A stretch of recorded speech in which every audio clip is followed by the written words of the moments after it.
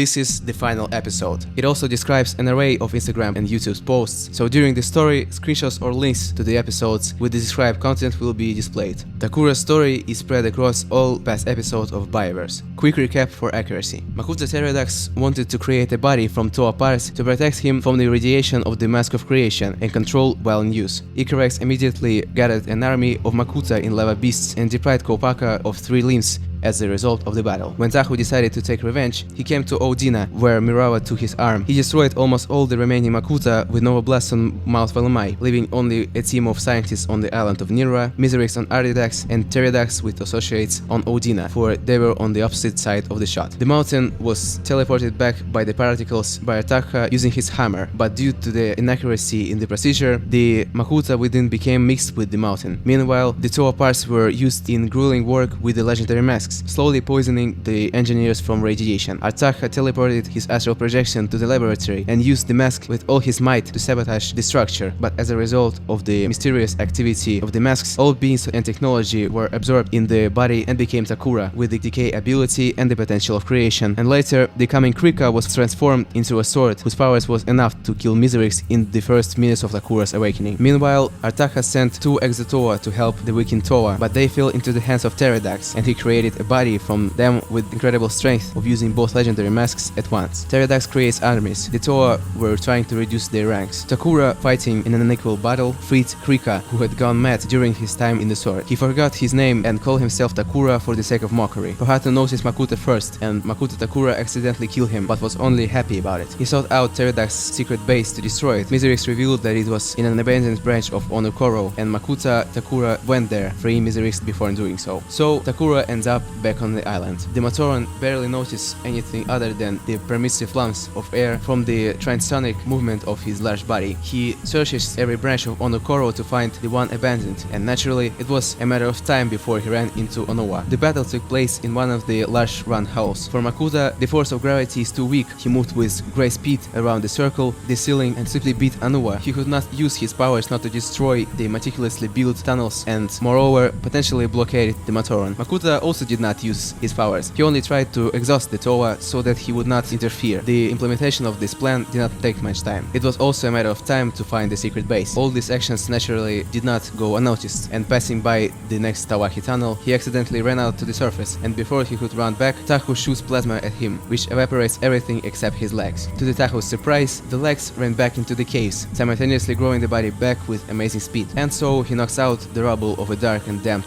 abandoned cave with his torso, and finally comes face to face with Teridax. He was in front of a huge apparatus of unknown purpose, but when Makuta Tokura saw Teridax closing his torso with the mask of control, everything fell into place. He pulled out 2 reactors of the force components and placed them in the reactor duplication apparatus he created. Luck has finally turned his face to him. The perfect moment to attack. Teridax was weakened. At the same second, Makuta Tokura accelerates straight towards Teridax. His ram was so strong that it knocks out the entire contents of the cave, along with the duplication apparatus in which 2 additional reactors have already been created. Despite Teridax's incredible durability, the push into which Makuta Tokura poured all his strength and hatred was enough to break his musculoskeletal system. Makuta Tokura understood he cannot wait even a split second. These masks are too strong, he must be killed right now. At the same time, Teridax used all his powers to take over Krika's consciousness. He freezes in place, holding his head, and Teridax gradually regains his strength, but he did not take into account one detail. There are 2 consciousness in this body. Tokura, who has been trying to get out of sleep all this time, finally gets to the front line and, gathering all his will and attention, grabs Teridax by the masks and tries to tear them out of his body, not caring about their condition. Such actions trigger the mask's panic mode, and Tokura defense system triggers the creation potential again. Everything around was filled with light. All the equipment, both bodies, were involved in the process of reconfiguring the masks of creation and control. Both Makuta scream in pain as they come face to face with a blast of radiation that could kill them even in the slightest proportion. The only one left alive was Tokura, whose body was being destroyed with Krika all pervading within him. But do not forget that this is the work of the protective system of the legendary masks, and Tokura inherited the system from the legendary masks. This time it again changed all the surrounding matter. Every cell in Tokura's body was reinforced with highly technological augmentation that preserves his decay ability, and the energy of the reaction of all bodies and artifacts was enough to create the reactor of the first component for this armor. It appeared between Teridax reactors. Tokura was born for the second time. 6th place of the polymorphic version of Dermis, that is the technology from which all artifacts of the Matoran universe are are composed were formed around him. This meant that these artifacts are armor, whose ability is to find flaws in a creature's body and adapt to the necessary tasks, hence its name, Adaptive Armor. It also generates tools that would fill the missing properties of Toa's bodies, like X-wings for Liwa. Each of them also contains one reactor of the first component. Tokura, looking around, found himself on the slope of Mount Mangai, not far from Nui. In addition to the armor, he also discovered Pohatu's mask near him, and it hit him like a punch. Pohatu was killed by his hands. All these blurry nightmares were real. He saw all this horror, but as soon as he tried to get out, the strength flowed from his consciousness like sand through the fingers. The Toa were already gathering in response to the noise. Liwa appeared on the horizon, flying on his cloak. Tokura decided to first go to return Pohatu's masks and armor, knowing that if he crossed path with the Toa, he would not gain understanding. Tokura comes to Pohatu's tomb and, gathering his strength, digs up his body to try to restore his life. He puts a golden mask on him and waits for a reaction from the armor, but it is unable to resurrect creatures, and he simply quietly takes it back to the others. By the time Tahu and Kopaka were explaining the adaptive armor to Onua, insisting on putting it on, Liwa went to Gakoro to lead Gale to the discovery, but got into battle along the way. Makuta Miraua fought in despair from what she had learned, and her anger fueled her strength so that Liwa was losing. Tokura's eyes intersect with the procession of the battle, and memories come flooding back to him. All the pain from hopelessness and loss forces him to dismember Miraua with incredible cruelty. Liwa fled with news of Tokura's new form. Tokura decides to deal with all this, and knowing from Tahu's stories about the mysterious force from another planet, he doesn't think twice and takes off into the air towards the unknown. We know he will soon find himself in the lair of his own creator. He flew for 24 hours, and it was the most peaceful time of his life. Even considering the cold and lack of air, this silence was the most precious thing in his life. All day long,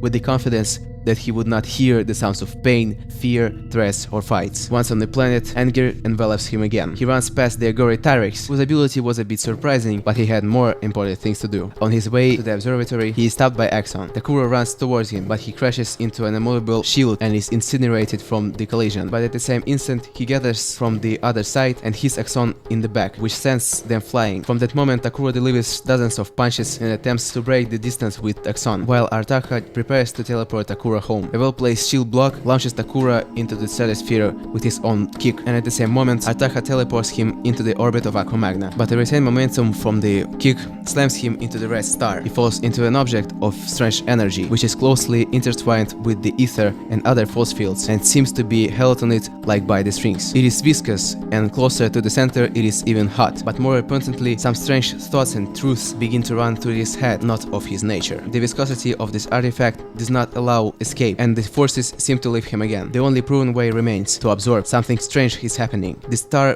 plunges into Tokura's chest, and his body changes significantly, with his mask melting and changing. Thousands, no, millions of fiery screams are placed in his head, emanating from the star, while Tokura falls on the planet. He is deafened by these voices, but he tries to negotiate with them to get to the mask of control, and in response he hears smoothly flowing opinions, from those who agree to those who disagree, from skeptics to motivators, from angry to sad. Black, viscous liquid of consciousness. Gathering all his might, he finds the storage room for masks in Nui, and what is more interesting is that this place obeyed commands, which he was able to coordinate with the voices, and even prompted him to find the mask of control, which he puts in his chest. Peace. It seems that during all this time, Tokura himself dissolved in these voices. This exhausting work brought him home to the Makuta, a repository of knowledge and opinions, as well as to a voice that is almost one with him, or rather as if his own, but it had great wisdom that put everything in its place. Unity, duty, destiny. These are not simple moral teachings. Somewhere deep in the subconscious of all beings there is a program. All their life must bring a being that can bring the Great Spirit back together, take possession of all powers and all artifacts of this world in order to give birth to a new being, from whom the universe will be too small. And this is where its birth begins. He didn't tell a thing. He knows he won't be understood. They will not hear that the evil that they see comes from the source of destiny itself, and that for destiny everything is grey as long as the goal and aspiration exist. It's said that this planet had so many ways to reach the goal, but chose violence. But this day it all changes once and for all. One day a soulless machine, deprived of its own host, now controls all the life of this world. Now, in addition to the power of absorption, he has the ability to absorb and object the consciousness of beings, and the mask of creation and control, together with this great energy from within Tokura, makes it possible to return bodies to life. He feels all the bodies on this planet, constantly reading their thoughts, forming maps of their consciousnesses, because this is the task of the Red Star. He comes again to Pohatu's grave, but this time, he forms his soul back in himself, uses it to embody the power of element of stone, raises the structure,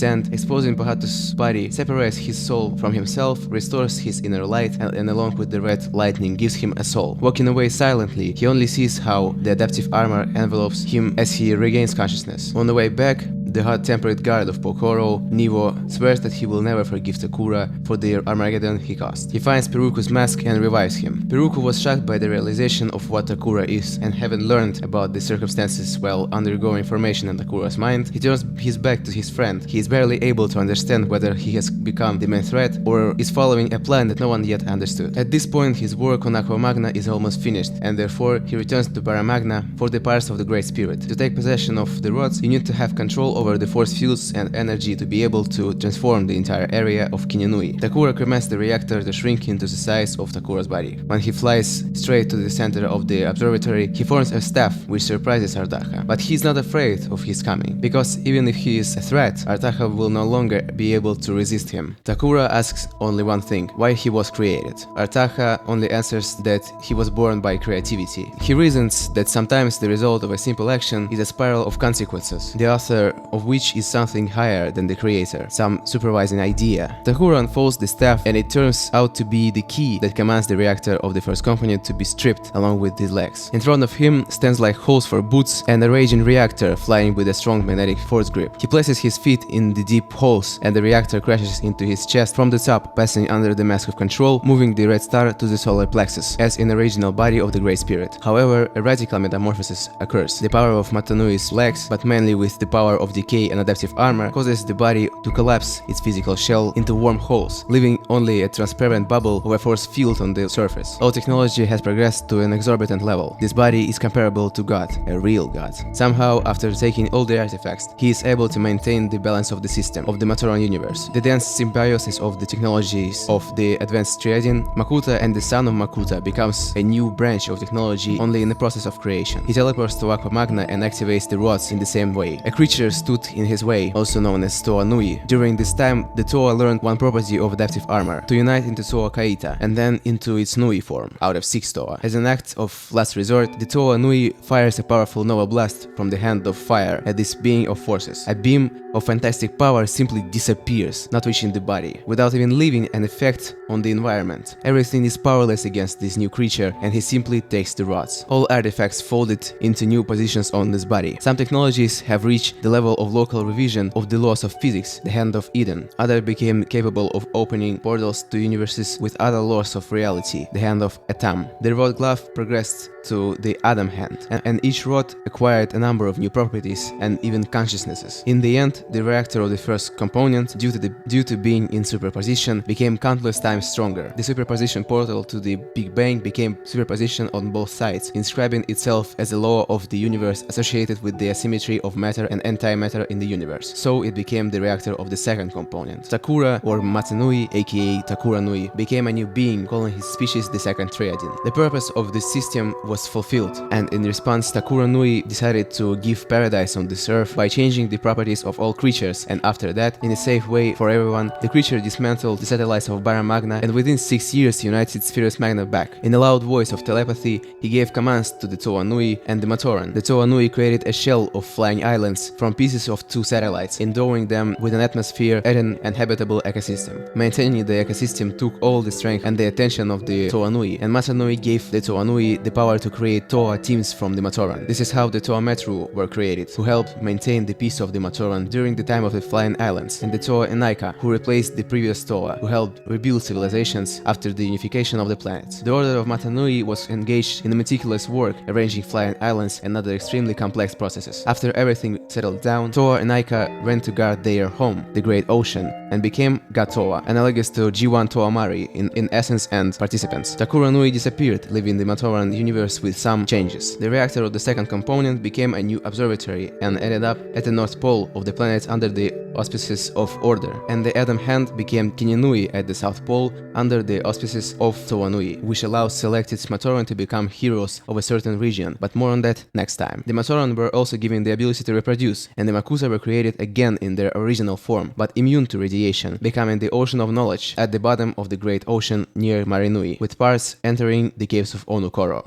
After everything that happened, there is only one question. What was it all about? About the meaning of everything that happened in the next episode. But for now, thank you for staying by.